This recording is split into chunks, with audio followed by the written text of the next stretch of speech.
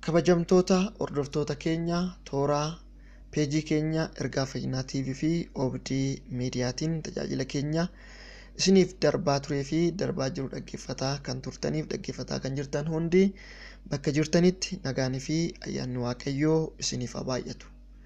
Akkam jirtu nagaa keessanii? Anis nagaa guddaan qaba.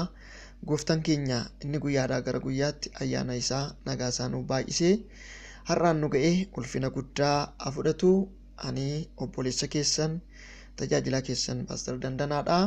Guyyaa har'aa immoo ergaa waggaa tokkoo fi ji'a ja'aan dura Waaqayyo dhimma biyya keenyaa ilaalchisee natti dubbate kan marsaa lammaffaa isaa toora peejii keenya kanarratti isiniif maxxansuudhaan dhaggeeffattanii irratti kadhataa turtan sana isin yaadachiisuudhaaf qabadhee dhufuu kooti. Akkuma beekamu sana dura naannoo waggaa lamman kanaa Waaqayyo ergaa guddaa ergaa bal'aa gadi fageenyaan dhimma biyya keenyaa wajjin wal qabatu Waaqayyo natti dubbate. Kallattiidhumaan tajaajila sanas isiniif maxxansee akkan ture ni yaadattu. Ergaan sun ergaa bal'aa waan baay'ee of keessaa qabudha. Adeemsan wantoonni baay'een isaa raawwatame hanga ammaatti illee raawwatamu itti kan jiru Waaqayyoon irratti kadhataa kan turtanidha.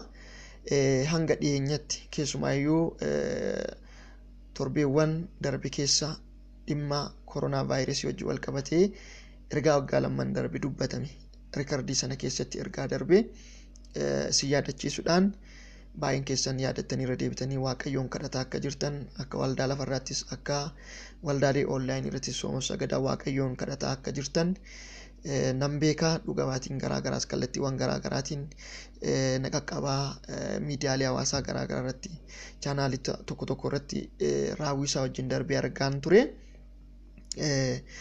Akkasumas ergaan amma isiniif dhiyeessu kanas yaadattu jedheen amanaa. Ergaan kun kan chaanaalii keenya kanarratti maxxanfame Oogustii 9 bara 2018 yookaan bara 2010 ji'a 12ffaa isaa xumura bara 2010 fi seensa bara 2011 irratti ergaa darbe ergaa guddaa fi ergaa bal'aa dhimma biyya keenyaa gadi fageenyaan ibsuu fi namoota tokko tokko irratti illee wantoota xiyyeeffatame Waaqayyochitti guddaa kan itti saaxiledha. Baay'een keessan irratti akkuma Waaqayyoon jedhe kadhataa akka jirtan ergaa kana yaadattanii qalbiitti akka qabataa jirtan maaltu raawwatame maaltu raawwatamne isa jedhus xiinxalaa akka jirtan nan hubadha. Yeroo ergaan kun darbu pirezidaantii naannoo Oromiyaa jalqabaa kan ta'an Obbo Lammaa Magarsaa aangoo isaanii kan pirezidaantummaa naannoo Oromiyaa irra yeroo isaaniitti turanidha. Akkasumas Abbaan Gadaa Bayyanaa Sanbatoos yeroo sana itti gaafatamummaa isaanii irra kan turanidha. Itti gaafatamummaa isaanii hin gadhiisne. Akkasumas yeroo sanatti ajajaan waraanaa olaanaan Mejer jeneral Saaraa Mokonnin yeroo sana yeroo isaaniitti hin ajjeefamnedha. Akkasumas yaaliin obboleessa keenya Obbo Jawaar irratti raawwatames yeroo sana raawwanne sana dura jechuudha. Amma ergaan kun naannoo waggaa tokkoof ji'a ja'a kan turedha. Haa ta'u malee ergaa deemsa dheeraadha kana keessatti kan darbe. Ergaa kana sirriitti dhaggeeffachuudhaan maaltu raawwatame maaltu hin raawwatamne isa jedhu xiinxalaa Waaqayyoodhaan akka kadhattaniif irra deebiidhaan isin yaadachiisuufin ergaa kana qabadhee gara keessan dhufe. Waaqayyo baroota keessatti hin dubbata. Baay'ee kan nama ajaa'ibu keessumaa waggaa 3 kana asitti Waaqayyo ergaalee naa kennu keessaa baay'inaan ergaa biyyaa ergaa gurguddaa icciitii gurguddaadha Waaqayyo kan natti dubbataa ture. Ergaalee baay'ee ogummaa Waaqayyoon naaf kenneen bifa ogbarruutiin ispeeshaal miidiyaalee hawaasaa irratti bifa fakkeenyaatii fi akkuma yeroo Daawiti cubbuu hojjetee haadha warraa Ooriyoon wajjin ciisee isheen ulfaa'u bira darbee cubbuu isaa dhoksuudhaaf jecha Ooriyoonin yeroo inni ajjeechisetti akkaataa ittiin Waaqayyo nama isaa naataanitti akkamitti akka dubbate naataan bifa ogummaatiin daawititti akka dubbate dubbii waaqayyo irraa hubattu baay'ee isaa bifa ogummaatiin bifa ogbarruutiin barreessee kan hin kaa'aa ture ergaalee dinqisiisootu jiru chaanaalii keenya irraa dubbisuu dandeessu yeroo gara biraa immoo samariisaa maaltu raawwate irraa wanti jedhu dhiyeessina kallattiidhaanis kan hin dubbadhe jiru jechuudha. Waaqayyoon kadhachuun baay'ee barbaachisaadha. Xiinxaluunis baay'ee barbaachisaadha. Egaa yeroo mujjoota waggoottan muraasa kana keessa baay'ee itti fufiinsan gara si'a 20 ol waaqayyo ergaa baay'ee natti dubbataa ture muraasadha gara miidiyaatti kan hin baase qaama dhimmi ilaallatu kan hin kallattiidhaan ittiin ga'uu hin dandeenye jira sababa biirokraasiin baay'atuuf jechuudha. Kan hin immoo callisee biiroowwan dhimmi ilaallatuuf qaama dhimmi ilaallatu liinkii isaa ergee jira. Nuyi fi ani qulqulluun sabni waaqayyoon diree irratti taa'eeluurraa waaqayyoon kadhataa kan turredha. Ammas egaa waaqayyo yeroo dubbatu waaqayyoon kadhachuun baay'ee murteessaadha. Mee ergaa kana ergaan kun gara daqiiqaa 23 sekondii 43dha. Sana dura wantoonni dubbataman jiru baay'inaan samarii ergaa jalqabaati sanaas kan jiru to the point ergaan kun kan jalqabe daqiiqaa 9 fi sekondii 17 barsa jiru kaasee isin dhaggeeffachiisa irra deebi'aatii dhaggeeffadhaati maaltu raawwate maaltu raawwanne maaltu hafisa jedhu haala qabatamaa biyya keenyaa xiinxalaa waaqayyoon kadhadhaa Especially gara xumuraa irratti ergaan dubbatame dhimmi amantaaf amantaa gad walitti buusuu dhimma ijoo ammallee hin dhaabbannedha. Yaaliiwwan garaagaraa dhimma ijoo ammallee hin dhaabbannedha. Gahuma kanaan dookumentarii fiilmii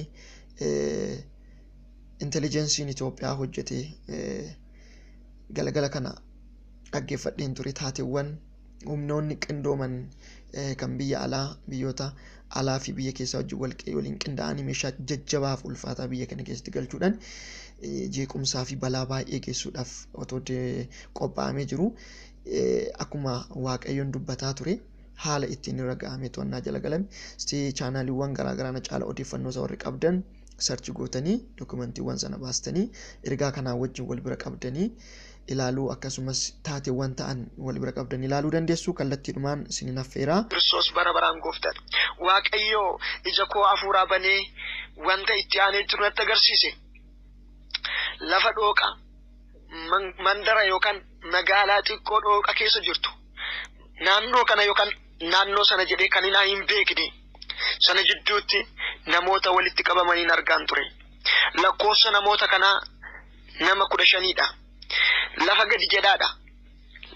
Magaalaa yookaan mandara harawaa keessa jirtu yookaan dhooqa keessa jirtu keessatti namoota 15 baay'ee dhoksaa bifa ta'e icciitii bifa ta'e galmeewwan garaagaraa qabatanii yeroo isaanii walitti qabamanii argaa. Bifa baay'ee dhoksaan dukkana keessatti mana dukkanaaf cufaa keessatti yeroo isaan walitti qabamanii argaa. Namoonni kun eegdota qabu, abukaatoo qabu garanaa garasiif, keettoo qabu garanaa garasiif bakki irra dhaabbatanii kan haala naannoo jiru to'atanii ni qabu. Ofii isaaniitiif garuu keessa turan. Kanneen keessaa namoota 15 keessaa namni 9 lammiiwwan wa biyya keenyaa warreen bifti isaanii saba keenya fakkaatudha. Nama 6 garuu lammiiwwan biyya keenyaa kan hin taanedha. Lammii biyya kamii biyya eessarraa dhufan kan jiru isaa hin beeku. Garuuf bifti isaanii fuulli isaanii kan biyya keenyaa miti. Kuta 3tti qoodamanii mari'atu ture nama 5. Nama 5 ta'anii kuta 3 ta'anii wantoota baay'ee gadi fagoo bifa icciitiitiin ususaa mari'atu.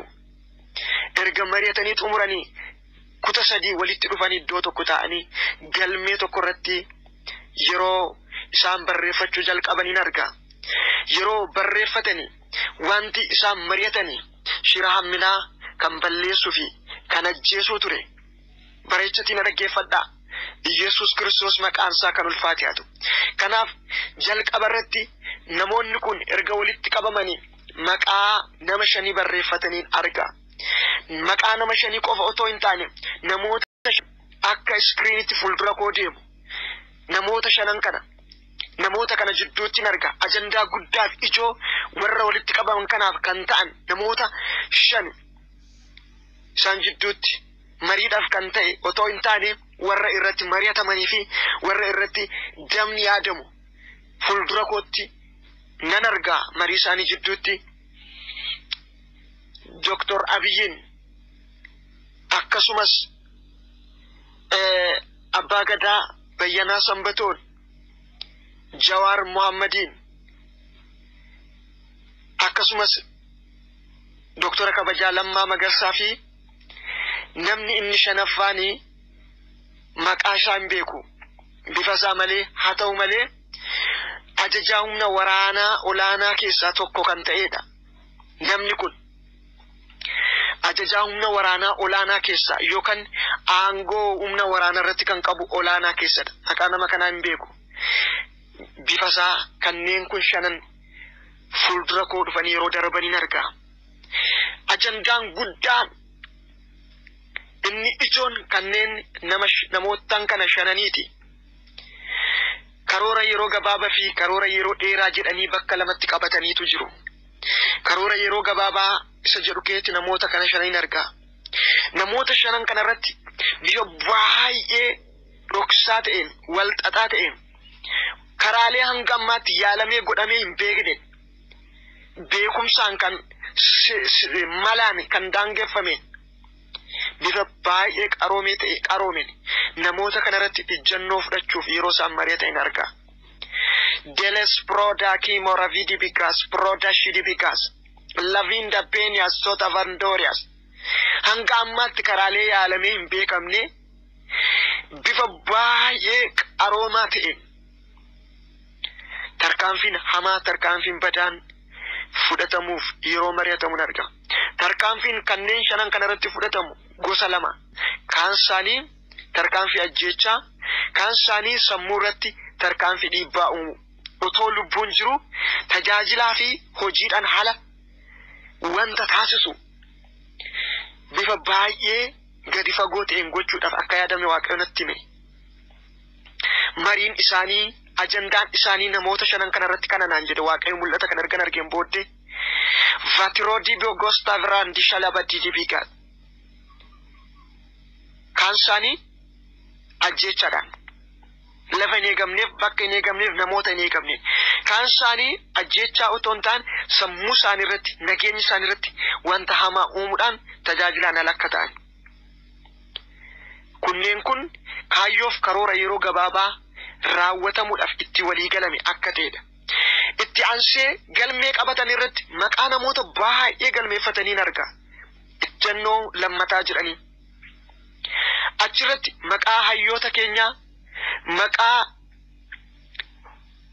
hirmaattota siyaasaa hedduu caafameen argaa. Kaan isaanii ani maqaa isaanii kan hin beekne qofa kan hin dubbisu. Kaan isaanii warreen beekudha. Namoonni baay'een achirratti maqaa isaanii barraa'een argaa. Sadarkaa lammaffaatti warreen jedhamanii qabamanidha. Warreen kana sammuu dhahuudhaaf hamilee buusuudhaaf karaa ittiin hojjetamuu danda'u irratti mala yeroo malaniin argaa. Lassendo Vigloba Rashidi Bigo Sepronda Bigaboya mul'ata kan ergan argeen booddee afurri Waaqayyo akkas naan jedhe. Waaqayyo akkas naan jedhe. Argitaa dhala koo kuni naan jedha Waaqayyo. Hojii amminaa isa xumuraati naan jedha Waaqayyo. Ledisia Dandobi Gaboya dacheen kun dachee jeequmsaa akka taatuuf naan jedha Waaqayyo. Ammallee gaddi hamaa boochi hamaan dhaloota kanarratti akka dhufuuf naan jedha Waaqayyo. Wal fixaa fi wal nyaatisni baay'een akka uumamuuf naan jedha Waaqayyo.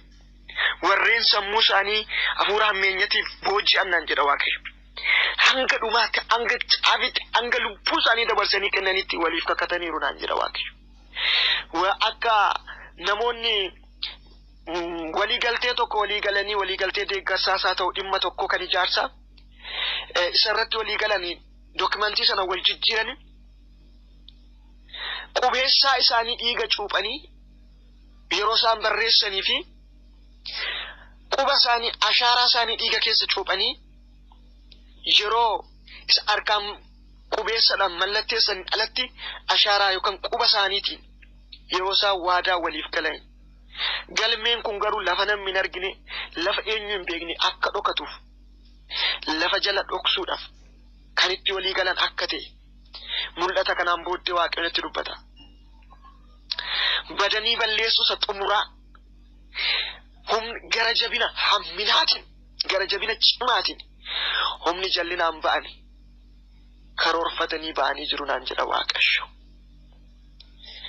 Valadidi bigaas hojii manaa waggaa 100 dhaloota kanaaf kennuudhaaf hidhatanii ba'anii jiru naan jedha Waaqayyo.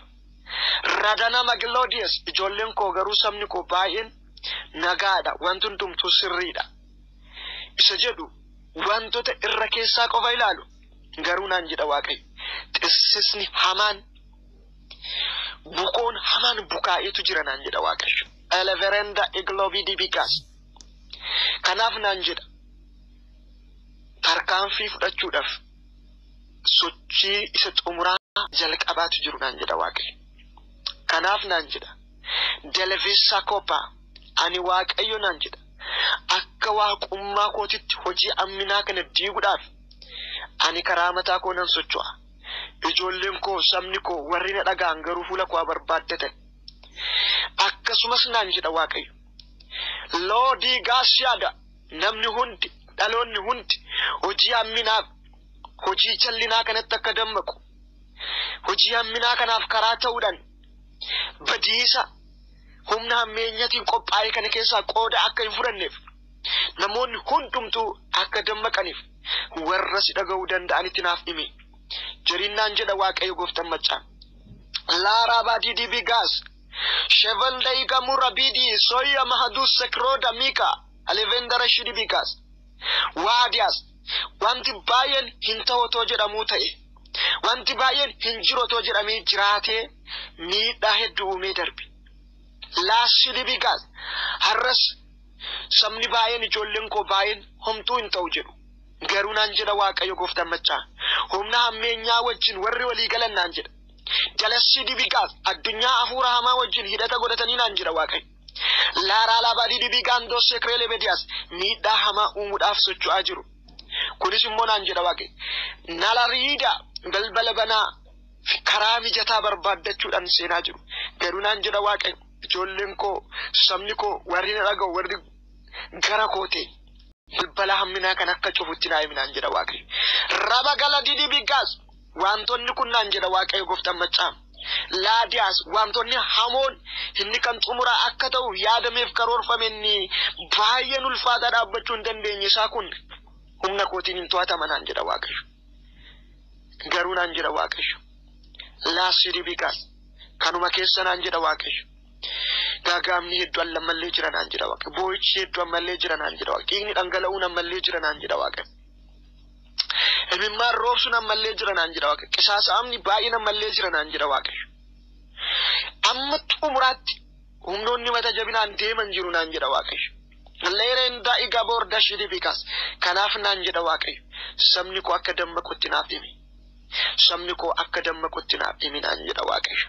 Valara labadidi bigaas zeetree deebee gaantos vaakrii dibigaas yeroo guyyaa tokkotti 100 walirra urgufan illee dhufuudhaaf jira dura kana naan jedha Waaqayyo. Leeree labadidi dibigaas wantoonni lama wal bukkee deemuudhaaf jiru naan jedha Waaqayyo. Wantoonni gammachiisoo baay'ee namatti tolaniif baay'ee ija gaarii qaban dhaloota kana furuu kan danda'an wantoonni ijoo hedduusaa ta'uudhaaf jira. Akkuma kana wantoonni mataa gannama qaban wantoonni rakkisoos ta'uudhaaf jiru naan jedha Waaqayyo. Sabni koo haa dammaqu duuba koo haa hiriiru. Raba gadidi bigaas leere lenda isoppa irdii sholovonda jedhiitti naa himi naan jedha Waaqayyo. Humni amminyaa kun miidhamni kun gaaga'amni kun yeroo xiqqoodhaaf jirti naan jedha Waaqayyo.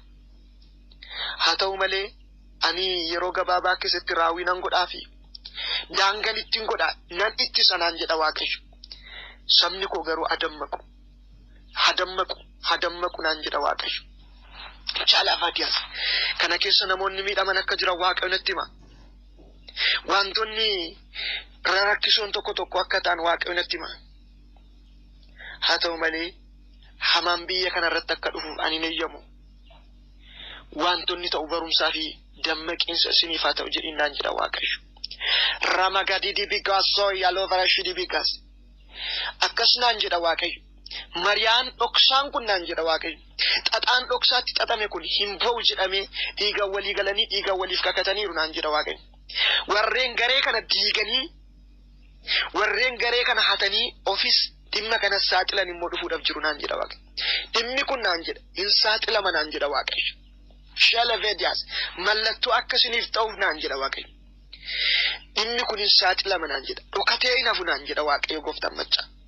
Valarala baduudha bagandoo sekrele bedias. Miidhaan xiqqoon uumamtee miidhaan inni hamaan sun garuu otoo hin uumamin walakkaatti hin saaxilama. Odeeffannoon kun isaan wajjidduudhaaf hin ba'a. Yaaliin kunis otoo hojiitti hin jijjiiramin carraaqqii mootii dhohee akka ba'u hin godhama. Ani nan saaxila nan dhoosa naan jedha Waaqayyo. Garuu duuba koo hiriira. Eveller dashidi bikas. Ma evel daa'ima gatuuriyaa danime gaasiyaa la bordoloo mondaas. Akkas jedhin naan jedha Waaqayyo. Kottaa yaa uummata Itoophiyaa, kottaa yaa saba Oromoo, kottaa yaa ijoollee Waaqayyoo qulqulloota fuula Waaqayyootti kadhadhaa. Waa'ee gaggeessitoota amma maqaa isaanii dhahee, waa'ee hayyoota, waa'ee abbootii amantaa, leedaasii kaboorda shidhiifiikas. Waa'ee gurguddootaa, waa'ee xixiqqootaa fuula Waaqayyootti bu'a. Abbootii amantaa irratti illee tarkaanfiin jajjabaa wayii fudhatamuudhaaf jira. Yaaliin amantaa fi amantaa walitti buusu bifa addaatiin haareffamee kaasuun karoora ajandaa kana keessa jiru keessa tokkodha. Dammaqaa jedhinaan jedha Waaqayyo. Waa'ee hayyoota kanaaf bareechatti Waaqayyoon kadhadhaa. Ergaa Waaqayyo natti basiitti fudhattanis dhiiftanis kan keessani. Amanuu dhiisuun kan keessani. Ani garuu akka ergamaa tokkotti wanta Waaqayyo gooftaan maccaanatti dubbate isiniin ga'eera. Wanta kanatti dubbata. Tole egaa gooftaan ulfina guddaa fudhatu. Inni Waaqayyoo dubbate isa kanaadha.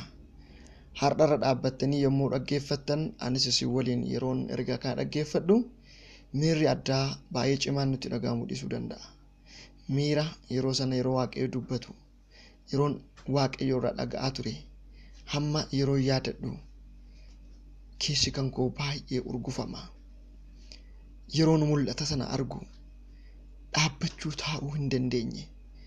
Tajaajila koo keessatti mul'ata ulfaataa akkasii argee hin beeku. Waaqayyo hunda danda'a. Egaa Waaqayyoodhaan kadhadhaa. Amma akkasitti yaaduu miti. Silaa maaltu ta'uudhaaf yaadame?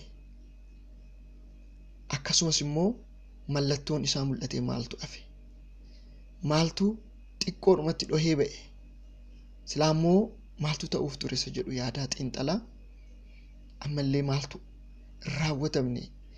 raawwatame isa jedhu yaadatti qabataa Waaqayyoodhaan kadhadhaa. Waaqayyoo kan inni dubbataa jiru akka nuti kadhannees dhaloota akka oolchinu waan barbaadee fi ayyaanni Waaqayyoo isiniif baay'atu waliif dabarsaa dhaggeeffadhaa. Ammallee kadhannaatti fufaa. Shaaloom.